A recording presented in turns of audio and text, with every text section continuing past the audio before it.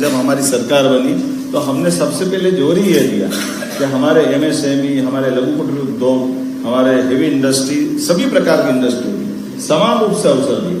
लेकिन उसमें आपने ट्राइडेंट का जो उदाहरण दिया, मैं उस पर ही बात करना चाहूँगा। हमने कहा कि मशीन आधारित उद्योग भी लगाओ, कोई परेशानी नहीं, लेकिन मशीन आधारित उद्योग लगाओगे तो हम आपको थोड़ा कम पीजीएफ देंगे, आपको ज्यादा छूट नहीं देने वाले। लेकिन वहीं आप अगर रोजगार आधारित उद्योग लगाओगे तो पर लेबर 5,000 रुपये भी हमारी तरफ से देने वाले हैं। ये हमने अपनी इस व्यवस्था का आधार किया और केवल एक में नहीं, ये सब क्षेत्रों में लागू किए।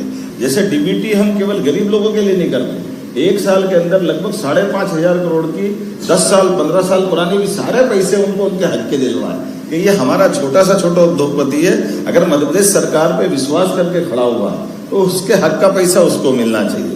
इस तरह से एक एक करके सारी चीजों का सुधार करते करते, खास करके इंडस्ट्री क्षेत्र में, जैसे आपने फूड प्रोसेसिंग की बात की, हम उसी पे जा रहे हैं कि हमने नवरात्रि के मेले देखे होंगे, दिवाली दशहरे के देखे होंगे, लेकिन अब हमने किसान आधारित मेले चालू कर दिए कि किसान आधारित 3 दिन के मेले लगा रहे हैं। और उन मेलों के अंदर में केवल हमारे भाषण नहीं, पहले किसान मेलों में केवल भाषण करने के लिए बुलाए, हमने कहा उन्नत से उन्नत प्रकार के यंत्र भी वहां रखे जाए, अच्छे से अच्छे बीज भी लाए जाए, अच्छे से अच्छे खाद का स्वदेशी तकनीक के आधार पर भी खेती कितनी अच्छी हो सकती है। लेकिन किसान की आय बढ़ाने के लिए केवल खेती नहीं, पशुपालन भी क्या हो सकता है, मछली पालन भी क्या हो सकता है, ऐसे सब क्षेत्रों में समान रूप से बढ़ने के लिए। इसलिए मैंने कहा वो थोड़ा आंकड़ा भाई साहब आपने 22 का बताया है।